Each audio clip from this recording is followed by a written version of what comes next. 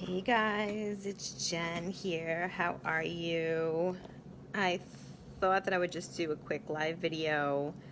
I don't really have anything. I have a few things on my mind, but I don't really have an outline or anything to go from. I figured I would just, since I actually do have the time to speak a little bit, that I would take advantage of it. The boys with their dads, so I actually will not be interrupted, or so I think, today. So yeah, I figured I would just share a couple of things that were on my mind. I just came back from a walk, and I'm like walking around, and I have like all these thoughts swirling around in my head. And I thought, well, maybe I'll just get on and share a few of them, and maybe it would be useful, maybe not. But hey, Billy, how are you? Hope you're doing good, and happy Father's Day. And happy Father's Day to all the dads out there.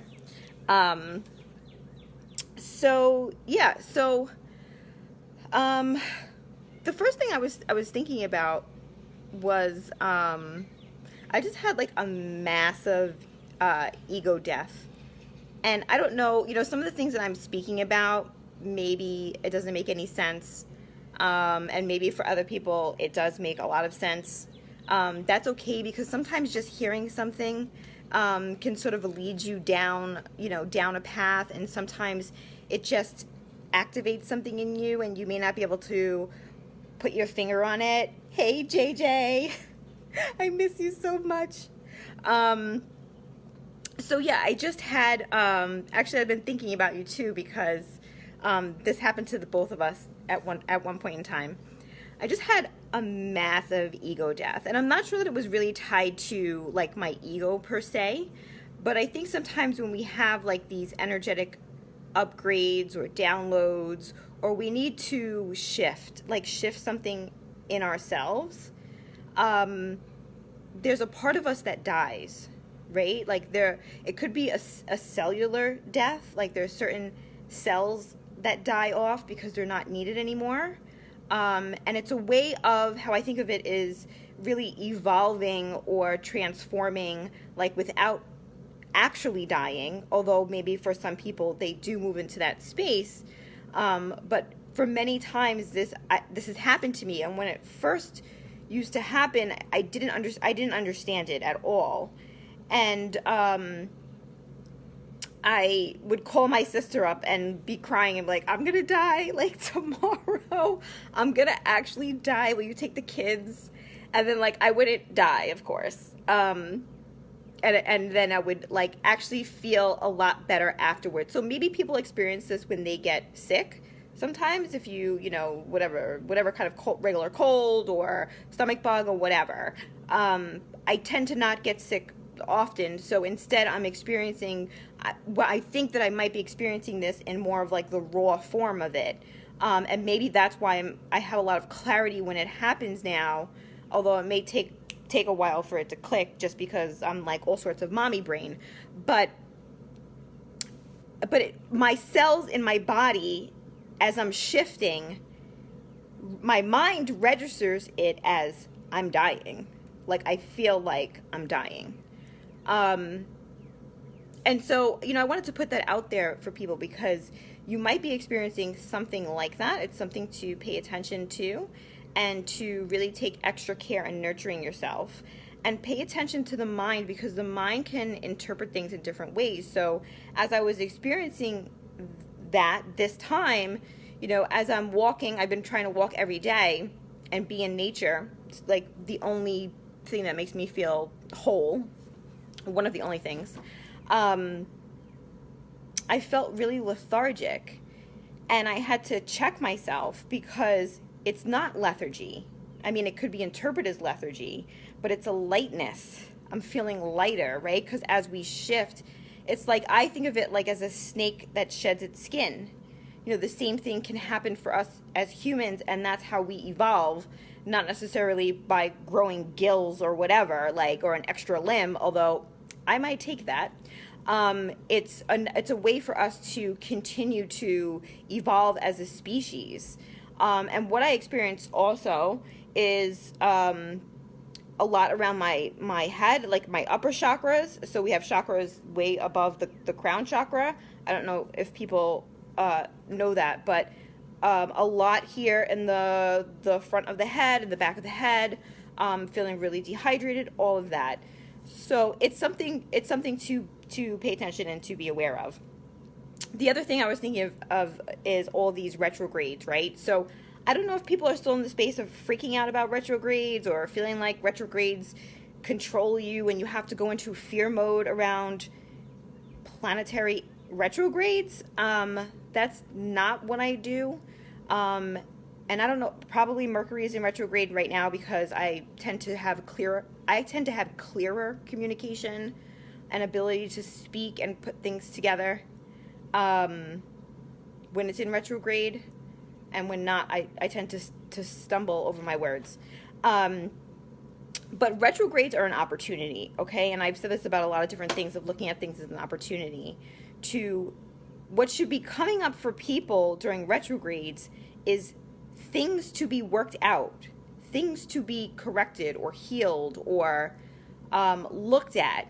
It gives you an opportunity to change your energy around something or do like true healing work. It always like pains me a little bit to say healing, because I feel like healing has been hijacked and it's been very watered down and it's not what it's supposed to be. And a lot of times healing is spontaneous, and you don't have to look for it, right? And this is what I'm talking about with the retrogrades, is that things should be coming up naturally in your mind if you allow it to, and in your body, and you should move into interpreting, trying to gain insight around what is shifting for you and sitting with that and just being with it.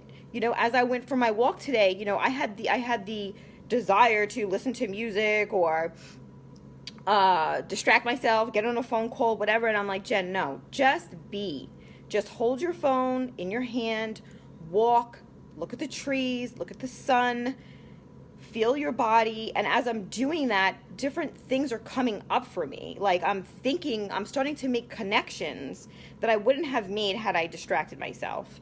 And if we think about how many distractions are available to us all the time, you know, and I can get all conspiracy theory on that, but you know, I do that on the regular. There's a lot of distractions. It takes away from the organic healing process.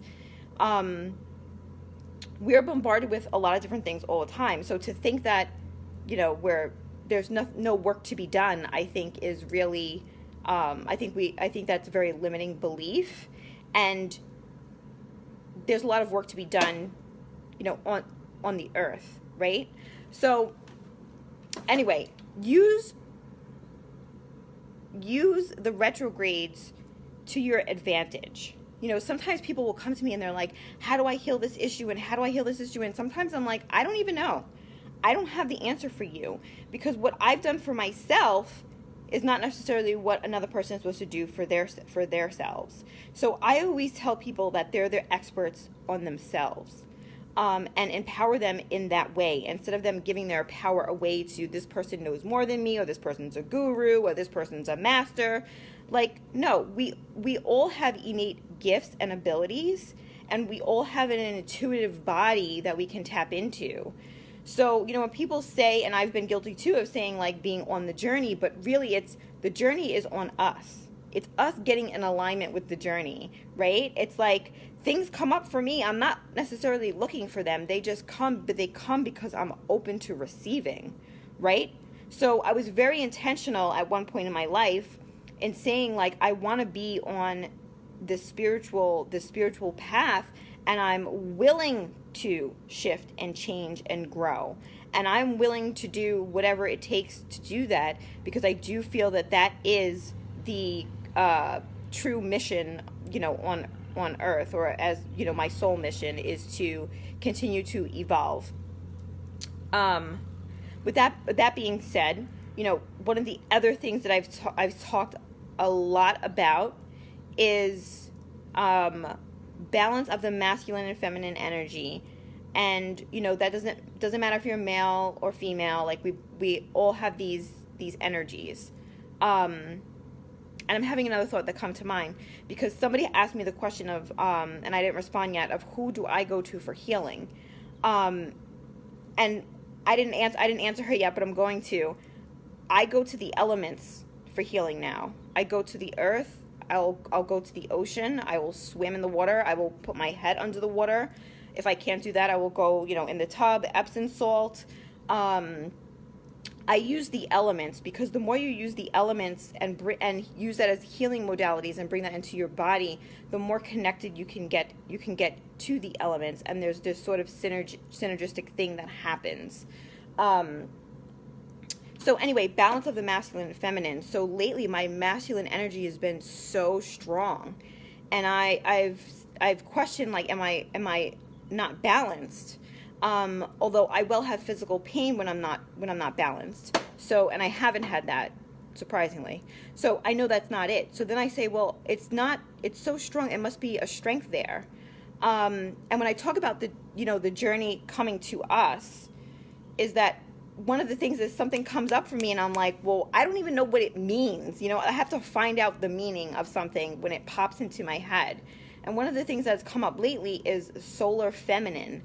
I mean, I know what solar means. I know what feminine means. I don't know what those two things truly mean together, except, like, what's the deeper meaning of embodying the solar feminine energy?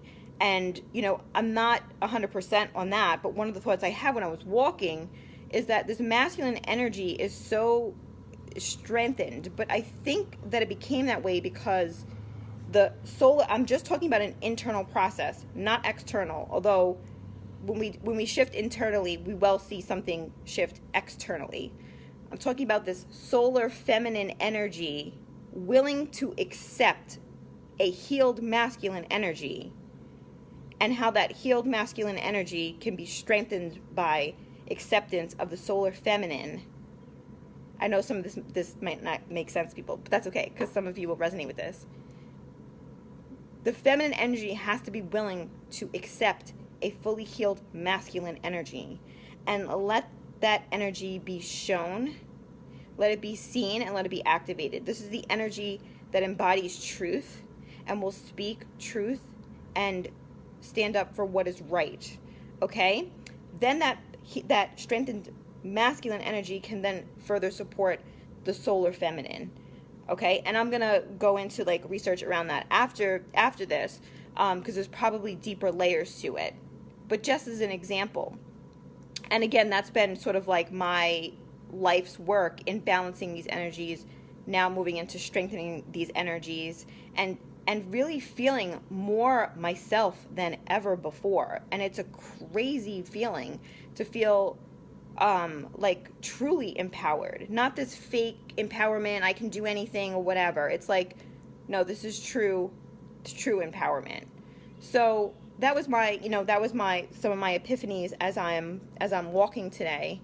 And, I share these things because I hope that it resonates with somebody, either to not feel alone or to continue to have people feel like they have support in their own personal journey. One last thing before I go. This has been on my mind a lot, actually, even before I had this sort of like ego death, because everybody knows there's a lot going on in the world, and I see people like, the weather is nice, like things opening up, like that's cool, like it's great, whatever, even though there's a lot of aspects of society that just turn me off. I don't know why. Well, I do know why now, because they lack true culture. So like the old way of living, like, didn't really appeal to me anyway. A lot of it didn't. But my mind is not on summer. My mind is beyond summer. And I'm thinking ahead. I'm forward thinking in what shifts might take place in the future, and becoming prepared for that. But here's what my mind was going to a lot of the time, is that understanding that in the end days, or when there's extreme stress, chaos, struggle, that the things that will be worn away are these three things. It's faith, love, and charity. Okay? And if you guys are familiar with John of God and that healing, that energy was co-opted. So there's not a pure energy there. John of God was accused of sexual assault and abuse and so on and so forth.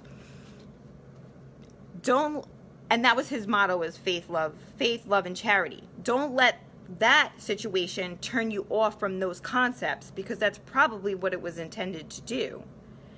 So I will not let this go from my mind, okay? And that's what I'm talking about, the masculine energy that's protecting. It's going to protect my faith. It's going to protect my organic love. It's going to protect my ability to give charity and to receive charity, okay? It's going to make sure that those things do not escape me, because in the world, as we see these things unfold, that's what's being attacked. It is our faith, our love, and our charity. When people start to get stingy and hoard stuff and feel like they can't share with their neighbor, or they can't give somebody a hug or a smile, like, that's not how things are supposed to be, okay? When we talk about love, a lot of people have like a skewed version of love, okay? I actually been working this out mentally, and I don't agree with unconditional love. And I know people might have a hard time with that, especially people who believe in just giving love and giving love unconditionally to everything and anything. And I've decided that I don't need to do that. It doesn't mean that I'm not spiritual. It doesn't mean that I'm not loving, but I don't need to give unconditional. I think that's actually moving into spiritual immaturity, because you lack discernment when you give love. You know, not everything, and I said this before, love doesn't always transform everything. Okay, and there are just some things that are just too evil to love, to be honest. It's too evil. Why would I give pure essence, a pure vibration, to something that can twist it and manipulate it and make it something harmful to either me or to other people, and use that energy to violate? I'm not doing that. I'm not participating in that. So I do not love unconditionally. I use discernment when I love. But when I love, it is a pure, organic thing that doesn't involve any of those inversions, okay? Faith. I mean, faith in knowing that you're protected. Faith in knowing that a way is being made for you. Faith in knowing that you are guided, right? That you are being held in a way that embodies that organic love essence. Okay? So you can get tired, you can get weary, you can get frustrated, you can get angry, you can get disappointed, and you can fall down. But you're going to get back up, and you're not going to lose your faith. And this is like my own pep talk to myself, because this is what I do. I'm like, yeah, you're not going to lose your faith, girl. But yeah, I thought that I would share that with people, because maybe that would be helpful too. And just keeping that in mind, faith, love, and charity, and let that be your focus, and let everything else flow from that. A lot of times when I work with people, they're like all over the place. Like, they're like, you know, whatever. Things are so open-ended, right? Like, should I stay at this job, or should I do this, or should I do that? And I'm like, get clear. You have to have clarity first, because once you have clarity, then everything else will follow that. So figure out what your personal philosophies are and what are your guideposts, and connect with that every single day. Connect with that. That's practicing, you know, a discipline around that. And showing that you're a faithful steward of that energy, and then things will follow from that. Anyway, I hope this was helpful, and I'll talk to you guys later. Bye.